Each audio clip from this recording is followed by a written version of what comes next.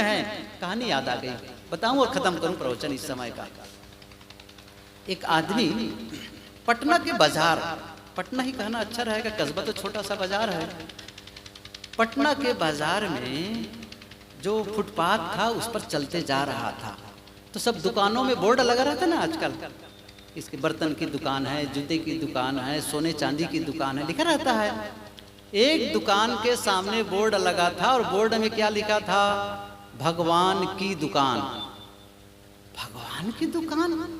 ये नहीं कि भगवान दास की दुकान, अरे नहीं, भगवान की दुकान। अरे आज तक हम भगवान की दुकान नहीं देखे थे, पहली बार देख रहे हैं भगवान की दुकान क्या है।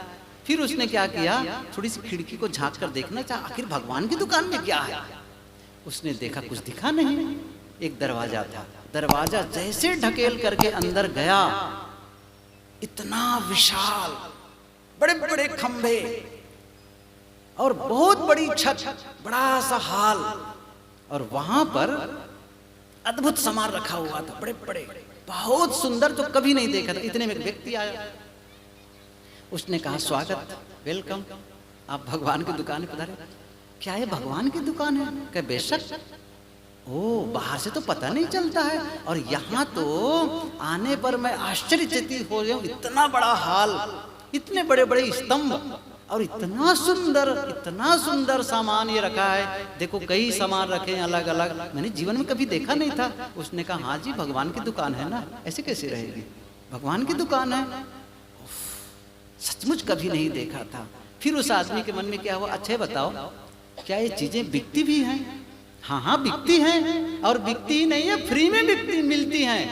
ओ, कितनी बड़ी बात है, हमने कभी देखा नहीं था, इतनी सुंदर चीजें और फ्री में। हाँ, फिर उसके मन में हुआ, अच्छा बताओ, एक से ज्यादा भी मिलती हैं? बिल्कुल। अच्छा, तो गिनती किया, मेरे पास, मेरे घर में कितने लोग हैं, मेरे मित्र कौन कौन है, देने जाए कितनी सुंदर सामान को गिफ्ट करूं। उसने कहा, ऐसा करिए 16 पैक कर दीजिए सबको। उसने कहा, ठीक है, बैठिए, अभी आता हूँ आपका पैकिंग लेकर के। आज 10-15 मिनट के बाद वो आदमी आए अंदर से, इतना बड़ा डब्बा लेकर के, और कहा, लीजिए साहब, आपका सामान तैयार है, पैकिंग तैयार है। कैसी बात करते हो, इतना बड़ा सामान, और वो भी 16 पीस, और कई प्रकार के सामान है। फिर पूछा उसने, अच्छा पहले क्षमा करें, वो पहले क्या पूछ लिया, ये क्या है? कहा, ये करुणा है। अच्छा, वो क्या है? वो क्षमा है। वो क्या है? धैर्य है। वो क्या है? सहनशीलता है। वो क्या है? विनम्रता है। ओ, हमने कभी नहीं देखा था इस चीज को। तब उसने कहा, 16 पीस जमा कर दे दो मुझे। उसने सबको लाया 16 पीस। तब उसने कहा, इतना बड़ा सामान, ये कैसे आ गया 16 पीस?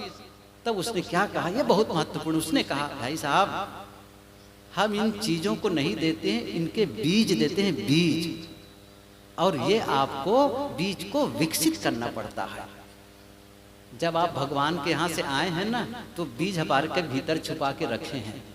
मैंने कहा ना, क्षमा भी है, नम्रता भी है, मिठास भी है, सारे शांति भी है, सारे सद्गुणों के बीज भीतर पड़े हुए हैं। वो बीज रूपे मिले हैं, अब उसको बोना है, विकसित करना है। अंतिम चलते चलते बताऊं, बोना कैसे है? बोना कैसे है, कहाँ बो देंगे? प्रेम न बाड़ी उपजे, प्रेम न हाड़ बिकाए। प्रेम तो बाड़ी में पैदा नहीं होता, कैसे बोओगे प्रेम को, कैसे बोओगे मैत्री को? अंतिम सूत्र कह के बंद करता हूं, क्या है वह? याद करना सब लोग इस चीज सूत्र को। दूसरों के जीवन में जो आप बोते हैं, उसे आप अपने जीवन में काटते हैं। दूसरों के जीवन में जो आप बोते हैं, उसे आप अपने जीवन में काटते हैं। अब जरा देखो क्या बो रहे हो। दूसरे के जीवन में क्रोध बोओगे, अपने जीवन में क्रोध की फसल काटोगे। नफरत का बीज बोओगे, नफरत की फसल काटोगे। द्वेष बोओगे, द्वेष की फसल काटोगे। लेकिन प्रेम बोओगे, प्रेम की फसल काटोगे। सहयोग दोगे, सहयोग की फसल काटोगे। क्षमा करोगे, क्षमा की फसल काटोगे।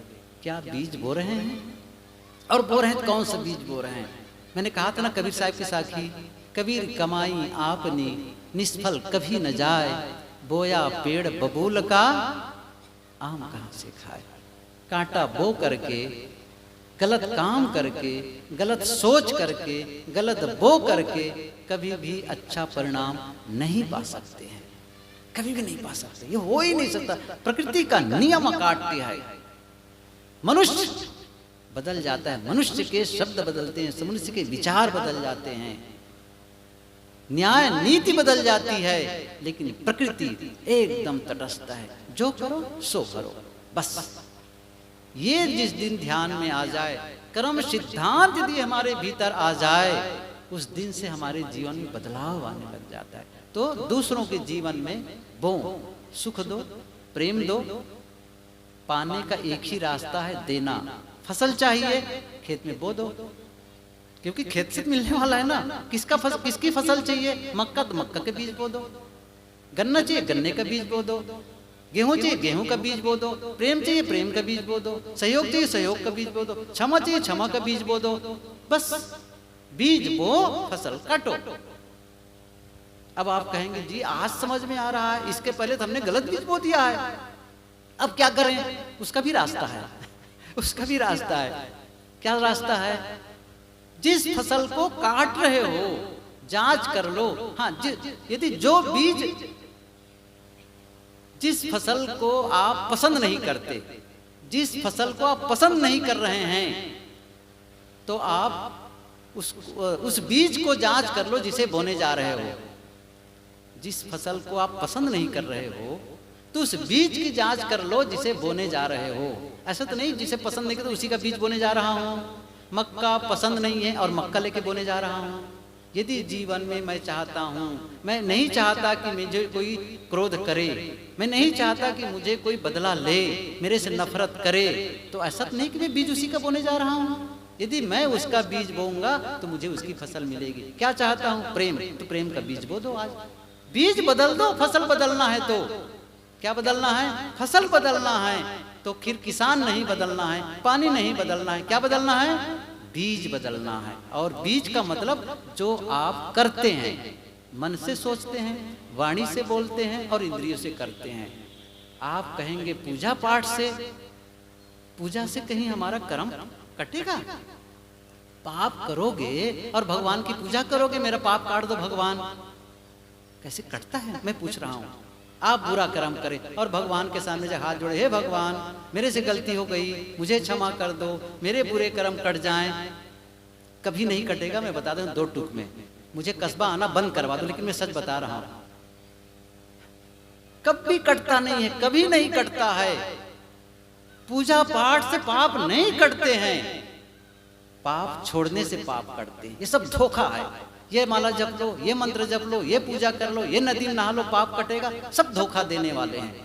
कभी पाप नहीं कटेंगे, गलत छोड़ना पड़ेगा। एक कहानी कहूं फिर चल दूं।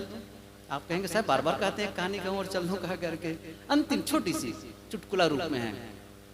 एक घर में था तो क्या करते थे, मंदिर बनाए थे घर में, और बहुत सारी देवी देवताओं को बना के रखे थे, बहुत सारे सभी प्रकार के देवी देवताओं को। किसी से पूछा ये सारे देवी देवता के साथ क्यों रखे हो?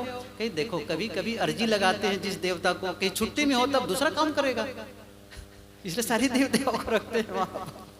तो वो सब रखे हुए थे, पूजा करते थे दोनों पति पत्नी, रोज पूजा करते थे। उनका एक छोटा बच्चा था।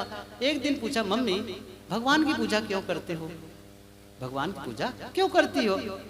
मम्मी ने कहा बेटा भगवान सर्वशक्तिमान है, सर्वज्ञ है, सब कुछ कर सकता है, वह हमारे बिगड़े काम को भी बना देता है। पूजा करो तो बिगड़े काम को बना देता है। अच्छा, ये बात उनके दिमाग में चली गई। अगले दिन से छोटा बच्चा भी ऐसा हाथ जोड़ करके पूजा करने लग गया, और अंदर अंदर कुछ मंत्रोच्चार टाइप का बुदबुदाता था अंदर में। 2-3 दिन देखने के बाद मम्मी ने पूछा बेटा तुम भी पूजा कर रहे हो, अच्छा लग रहा है तुमको पूजा करते देख करके, लेकिन तुम जो मंत्र पढ़ रहे हो क्या मंत्र पढ़ते हो? अच्छा तुम्हें क्या भगवान की पूजा करने का क्या क्यों कर रहे हो?